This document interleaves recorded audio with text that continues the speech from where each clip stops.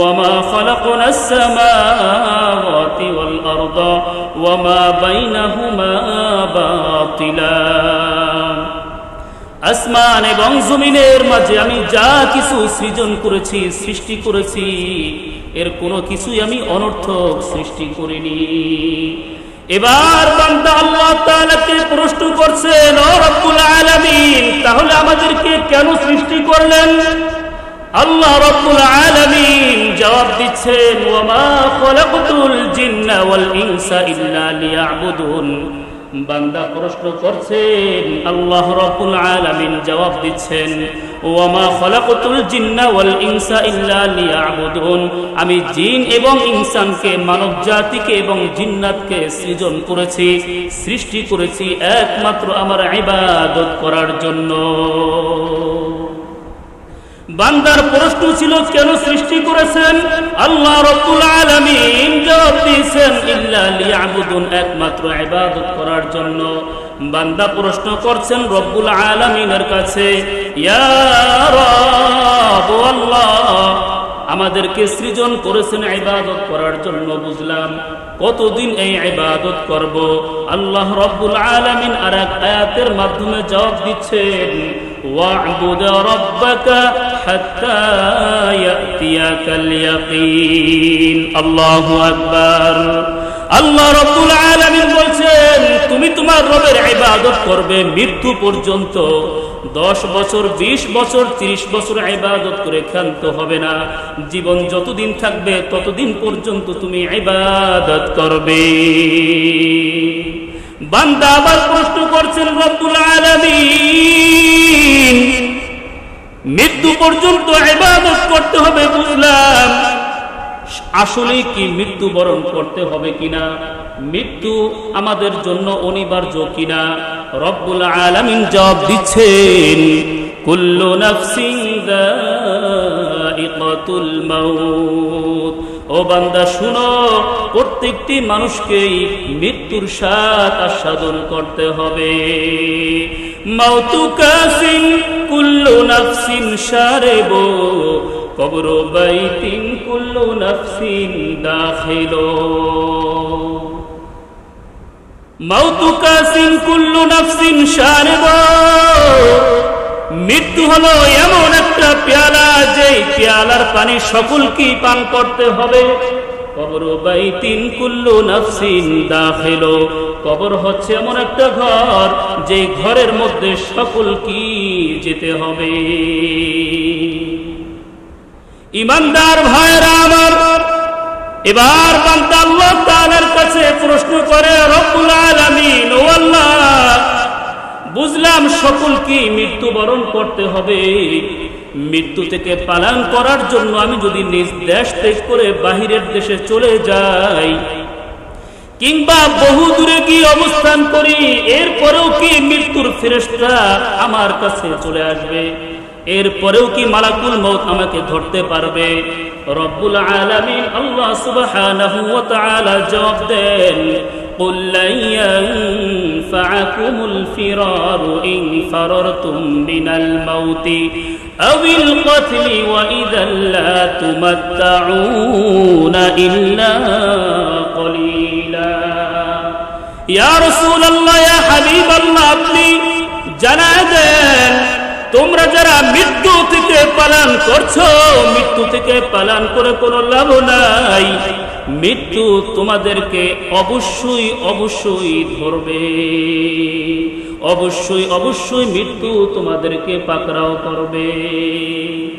বান্দা এবার প্রশ্ন করে, রব্বুল আলামিন, মৃত্যু থেকে বাঁচার জন্য আমি যদি লোহার একটা খাঁচা তৈরি করি, কিংবা সীসা দিয়ে বড় একটা বিল্ডিং নির্মাণ করি, কিংবা একটা গর্ত বানাই, উপরে ঢাকনা দিয়ে নিজে সেখানে অবস্থান করি, যে গর্তের মধ্যে কোনো পিপীলিকাও পর্যন্ত প্রবেশ করতে পারবে না, কোনো পোকামাকড় পর্যন্ত প্রবেশ করতে পারবে না, যে গর্তের মধ্যে নিম্ন থেকে নিম্ন যে পোকা আছে সেই পোকাটাও সেখানে যেতে পারবে না, ওরকম গর্তের মধ্যে যদি আমি প্রবেশ করি, সেখানেও কি মালাকুল মউত মৃত্যুর ফেরেশতা আসতে পারবে কিনা?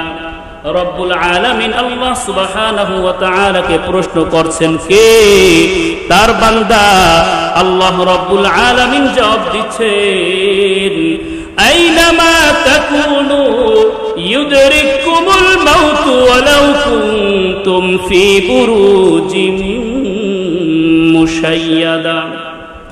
সীসা দিয়ে যদি তুমি একটা বাড়ি নির্মাণ করো, ওই বাড়ির মধ্যে যদি তুমি থাকো দরজা লাগিয়ে, কোনো ছিদ্র যদি না থাকে, কোনো গর্তের মধ্যে যদি উপরে ঢাকনা দিয়ে তুমি ভিতরে অবস্থান করো, ওখানেও পর্যন্ত মৃত্যুর ফেরেশতা উপস্থিত হয়ে যাবে।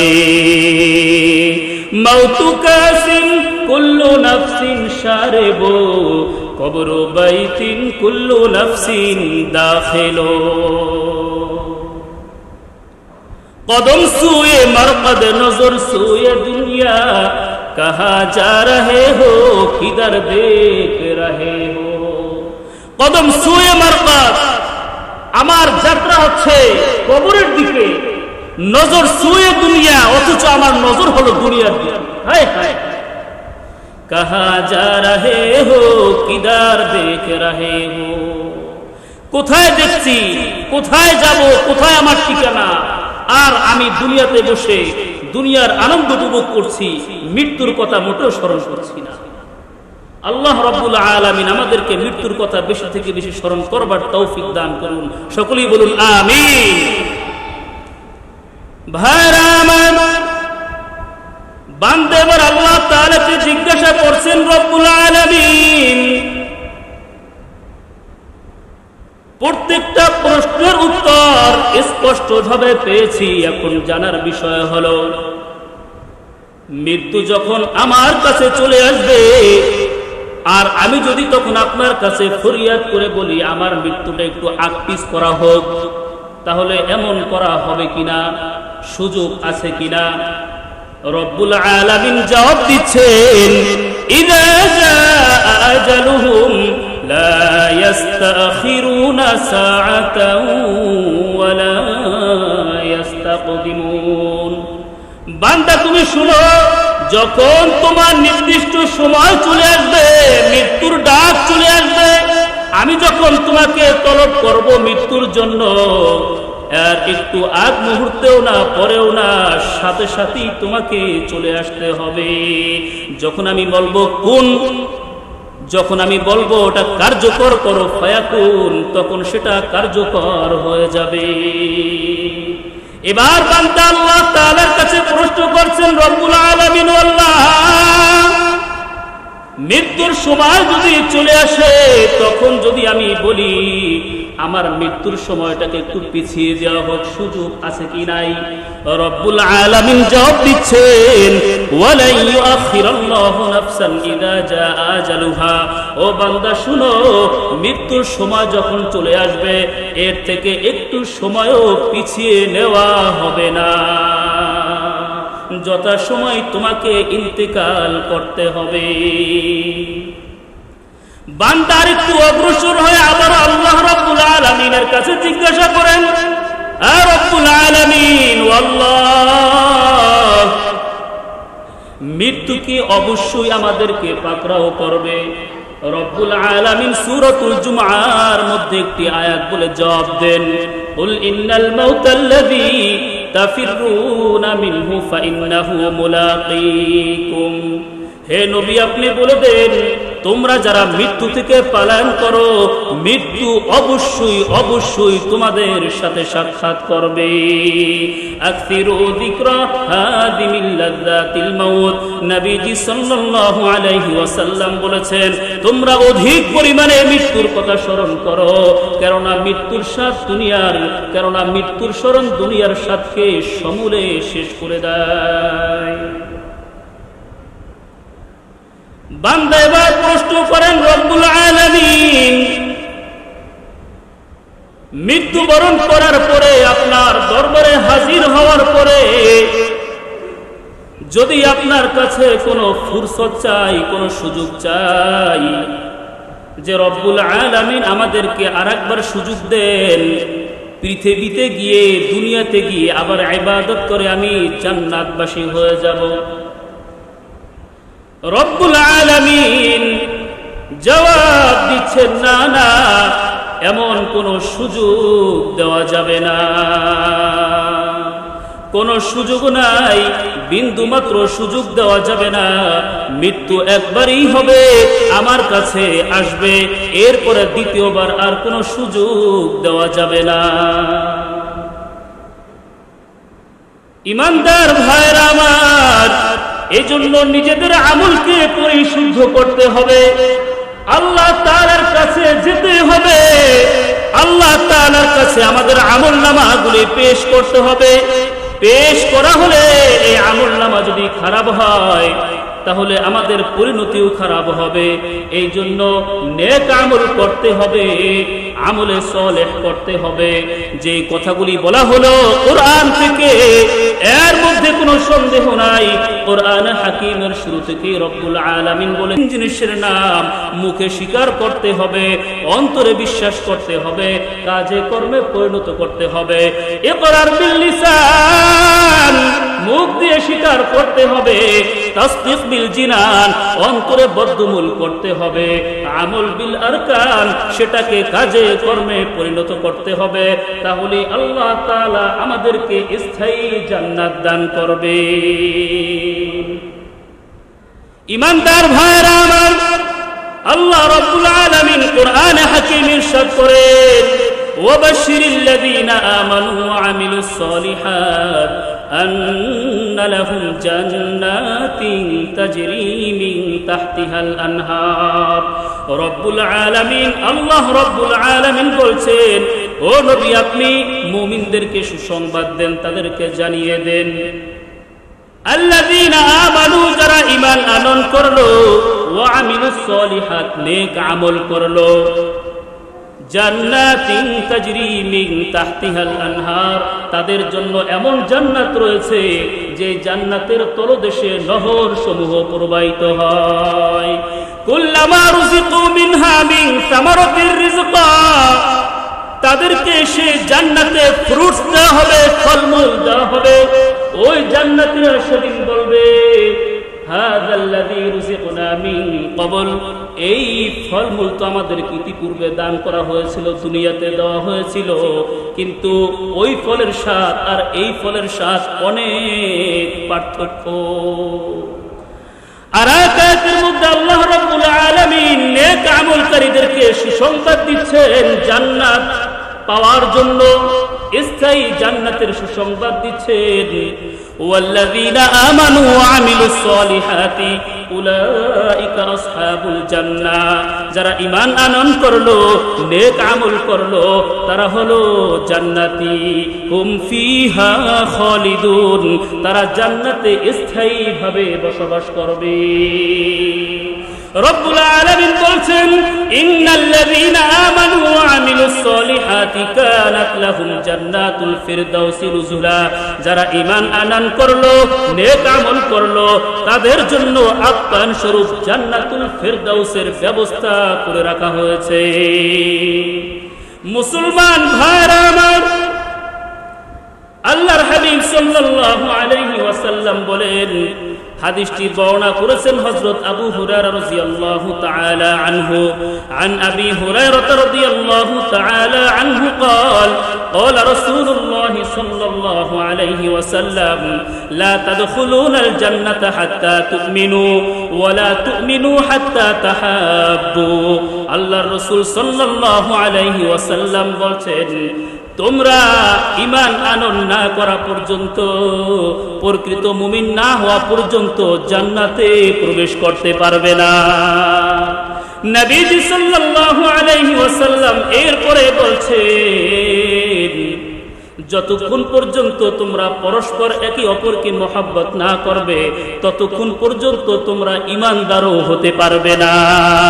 এরপরে আল্লাহর নবী সাল্লাল্লাহু আলাইহি ওয়াসাল্লাম বলেন, আওয়ালা আদুল্লুকুম আলা শাইইন ইযা ফাআলতুমুহু তাহাবাবতুম আফশুস সালাম, আমি কি তোমাদেরকে এমন একটি কাজের কথা বলে দিব না, যেই কাজটি করলে তোমাদের পরস্পরের মধ্যে মহব্বত পয়দা হবে, সাহাবায়ে কিরাম বলেন, ইয়া রাসূলুল্লাহ, ইয়া হাবিবাল্লাহ, অবশ্যই বলে দেন।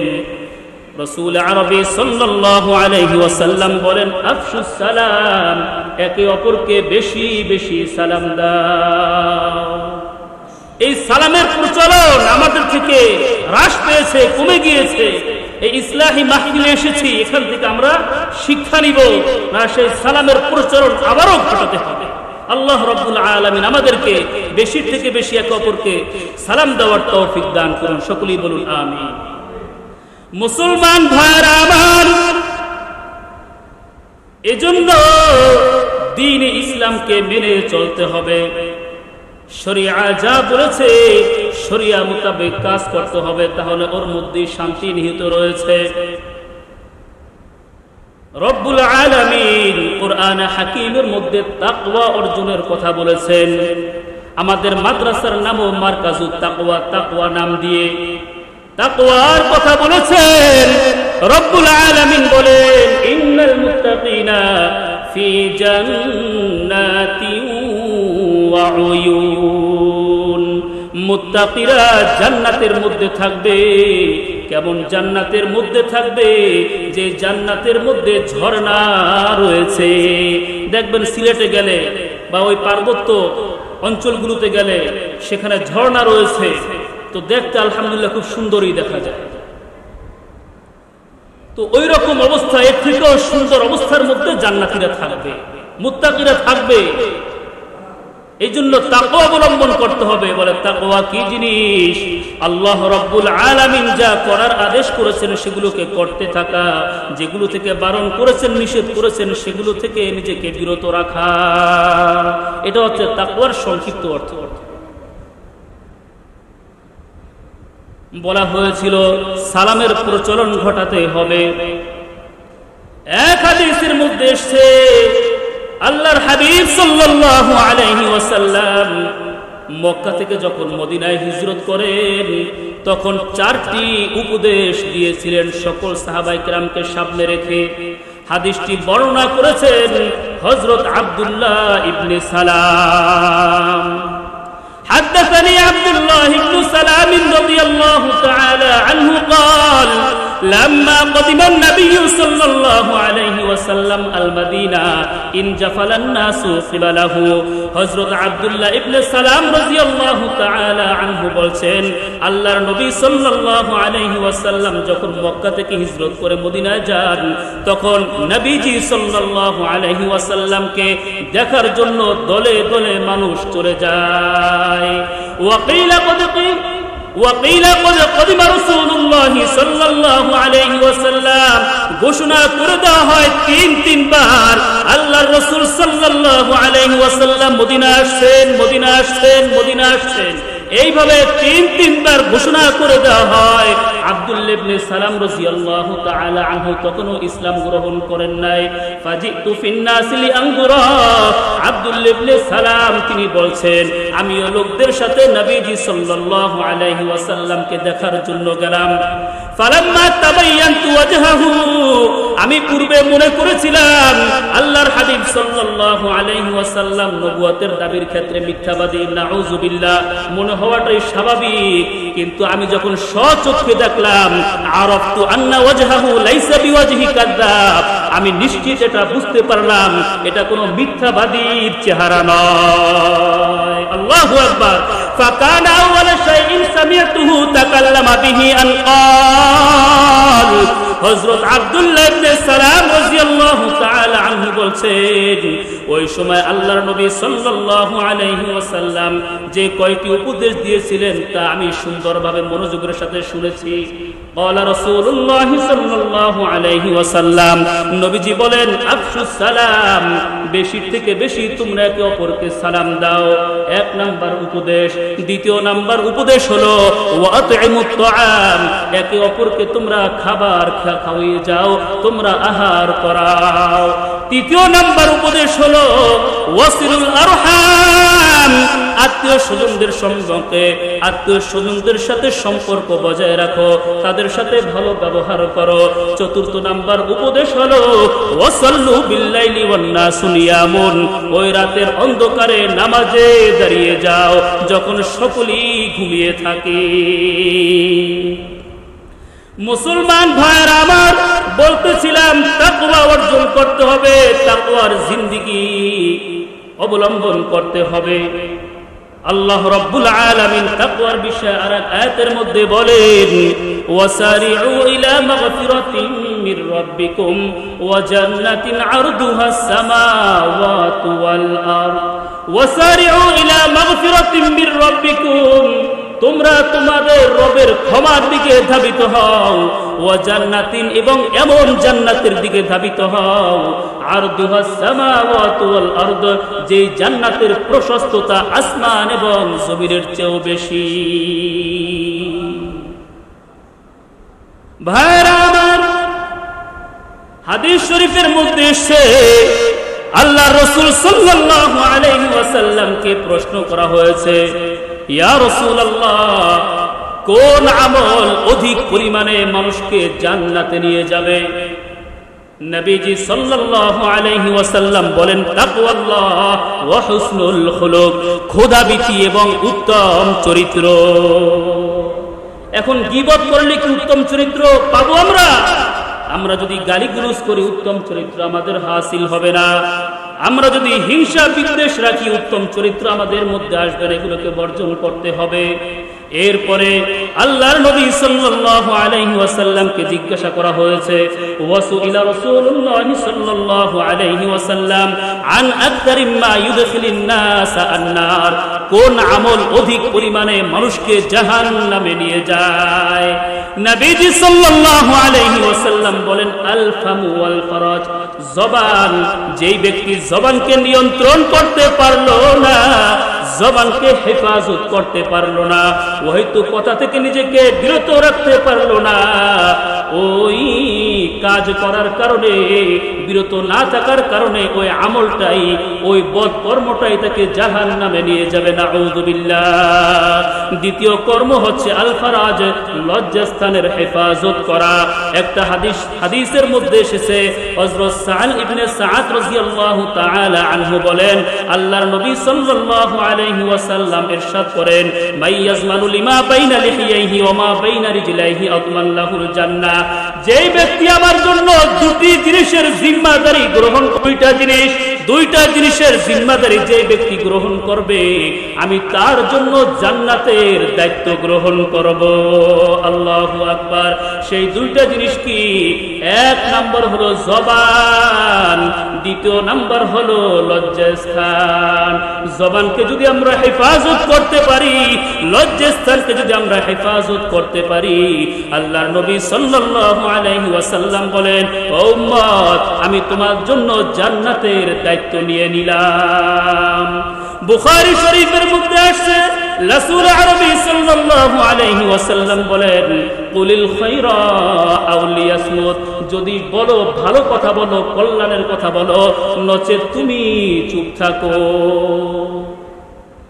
মুসলমান ভাইরা আমার, আল্লাহর নবী সাল্লাল্লাহু আলাইহি ওয়াসাল্লাম বলেন, আরেক riwayat-এর মধ্যে আসছে, যদি তোমরা আমার জন্য 6টি জিনিসের দায়িত্ব নিতে পারো, আদমান লাকুমুল জান্নাহ, আমি তোমার জন্য জান্নাতের দায়িত্ব নিয়ে নিব। সুবহানাল্লাহ। কয়টা জিনিস? 6টি জিনিস। এই 6টি জিনিসের দায়িত্ব যদি তুমি নিতে পারো, আদমান লাকুমুল জান্নাহ, আমি তোমাদের জন্য জান্নাতের দায়িত্ব নিয়ে নিব। জান্নাতে নেওয়ার দায়িত্ব তখন আমার হয়ে যাবে। আল্লাহু আকবার। সেই 6টা জিনিস কি? ওয়াউফু ইযা ওয়া'আদতুম, উসদুকু ইযা হাদ্দাসতুম। এক নম্বর হলো যখন কথা বলবে সত্য কথা বলবে। নাম্বার 1, উসদুকু ইযা হাদ্দাসতুম, কথা বললে সত্য বলবে। ওয়াউফু ইযা ওয়া'আদতুম, ওয়াদা করলে সেই ওয়াদা পূরণ করতে হবে। ওয়াদ্দু ইযা তুমিনতুম, যখন তোমার কাছে আমানত রাখা হয় তখন তুমি সেই আমানতের খেয়ানত করবে না, আমানতের কদর করবে। ওয়াহফাযু ইযা ফুরুজাকুম, তুমি তোমার লজ্জাস্থানের হেফাজত করবে। ওয়াগুদ্দু আবসারাকুম, ৫ নাম্বার হলো দৃষ্টিকে হেফাজতে রাখবে, দৃষ্টিকে নত রাখবে, তাহলে দৃষ্টি হেফাজতে থাকবে। ৬ষ্ঠ নাম্বার হলো ওয়াগুদ্দু ওয়াকুফু আইদিয়াকুম, ওয়াকুফু আইদিয়াকুম, তোমার হস্তদ্বয়কে অন্য মানুষকে কষ্ট দেওয়া হতে নিয়ন্ত্রণে রাখবে। এই ৬টা জিনিসের দায়িত্ব যদি তুমি গ্রহণ করতে পারো, ও মুসলমান ভাইয়ের আমার, এই ইসলাহি মাহফিল থেকে ৬টি জিনিসের দায়িত্ব নিয়ে নেন। এই ৬টি জিনিসের দায়িত্ব যদি আমরা নিতে পারি, আল্লাহর রাসূল সাল্লাল্লাহু আলাইহি ওয়াসাল্লাম বলেন, সাইয়্যিদুল কাউনাইন খাতামুল আম্বিয়া রাহমাতুল লিল আলামিন সাইয়্যিদুল ইনস ওয়াল জিন, যাকে সৃষ্টি না করা হলে তামাম পৃথিবীকে সৃষ্টি করা হতো না, রহমাতুল লিল আলামিন হযরত মুহাম্মদ মুস্তাফা সাল্লাল্লাহু আলাইহি ওয়াসাল্লাম বলেছেন, যদি এই ৬টি জিনিসের দায়িত্ব তোমরা গ্রহণ করতে পারো উম্মত, আদমাল্লাকুমুল জান্নাহ, আমি তোমাদের জন্য জান্নাতের দায়িত্ব গ্রহণ করব। সাইয়্যিদুল কাউনাইন খাতামুল মুরসালিন آخر آمد بود فخر الاولین کے آمد، نو فلک معراج او انبیاء اولیاء محتاج او۔ ভাইরাম, মজলিসে এসেছি, দ্বীনে মজলিসে এসেছি, এখান থেকে যদি কিছু নিয়ে যেতে পারি তাহলে এগুলো আমাদের আখিরাতের জন্য পুঁজি হয়ে যাবে। ইলম অর্জন করা আল্লাহ তাআলার সন্তুষ্টির জন্য, দ্বীনি কথাবার্তা শোনা কার সন্তুষ্টির জন্য? আল্লাহ তাআলার সন্তুষ্টির জন্য। এই যে এখানে মারকাজুত তাকওয়া ইসলামিয়া মাদ্রাসায় আমরা দ্বীনি আলোচনা শুনছি, যদি আমাদের নিয়ত ঠিক থাকে, সঠিক থাকে, তাহলে এই কথাবার্তা শ্রবণ করা, এই আমল করা আমাদের জন্য জান্নাতের কারণ হয়ে যাবে। আল্লাহর নবী সাল্লাল্লাহু আলাইহি ওয়াসাল্লাম বলেন, মান নাফাসা আন মুমিনিন কুরবাতান মিন কুরাবিদ দুনিয়া নাফাসাল্লাহু আনহু কুরবাতান মিন কুরাবি ইয়াউমাল কিয়ামা, যে ব্যক্তি দুনিয়ার মধ্যে কোনো বাইরে থেকে একটা কষ্টকে দূর করে দিল, আল্লাহ তাআলা কাল কিয়ামতের ময়দানে এর বদৌলতে তার থেকে কষ্টগুলোকে দূর করে দিবেন। ওয়া মান ইয়াসসারা আলা মুসিরিন ইয়াসসারাল্লাহু আলাইহি ফিদ দুনিয়া ওয়াল আখিরাহ, যে ব্যক্তি দুনিয়ার মধ্যে কোনো ভাইয়ের জন্য সহজ আচরণ করবে, সহজ হবে, নমনীয় হবে, আল্লাহর রাসূল সাল্লাল্লাহু আলাইহি ওয়াসাল্লাম বলেছেন, ইয়াসসারাল্লাহু আলাইহি ফিদ দুনিয়া ওয়াল আখিরাহ, আল্লাহ তাআলা দুনিয়া ও আখিরাতেও তার জন্য তার সমস্ত কাজগুলি সহজ করে দিবেন।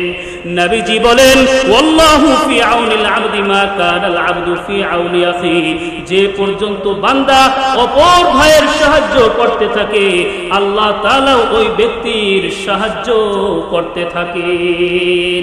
নবীজি বলেন, ওয়ামান সাতারা মুসলিমান সাতারাহুল্লাহু ফিদ দুনিয়া ওয়াল আখিরাহ, যেই ব্যক্তি কোন মুসলমানের দোষ ত্রুটিগুলো বিচ্যুতিগুলো গোপন রাখলো, আল্লাহ তাআলা দুনিয়া ও আখিরাতে তার দোষ ত্রুটিগুলো গোপন রাখবেন। মাদ্রাসার মধ্যে ছাত্ররা কুরআনুল কারীম তিলাওয়াত করে, আর রহমান আল্লামাল কুরআন খলাকাল ইনসান, এইভাবে তিলাওয়াত করতে থাকে।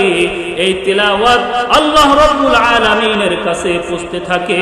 নবীজি সাল্লাল্লাহু আলাইহি ওয়াসাল্লাম মাদ্রাসার তালিবুল ইলমদের জন্য, ছাত্রদের জন্য সুসংবাদ দেয়, ও মারকাজুত তাকওয়া মাদ্রাসার ছাত্র ছাত্রীরা, তোমরা ভালো করে শুনো, নবীজি সাল্লাল্লাহু আলাইহি ওয়াসাল্লাম বলেছেন, মান সালাকা তরিকান ইয়ালতামিসু ফীহি ইলমান সাহালাল্লাহু লাহু বিহি তরিকান ইলাল জান্নাহ। যেই ব্যক্তি ইলম অন্বেষণ করার জন্য কোনো একটি পথ অবলম্বন করলো, ইয়ালতামিসু ফীহি ইলমান সাহালাল্লাহু লাহু বিহি তরিকান ইলাল জান্নাহ, আল্লাহ তাআলা এর বিনিময়ে তার জান্নাতে যাওয়ার পথকে সহজ করে দেন।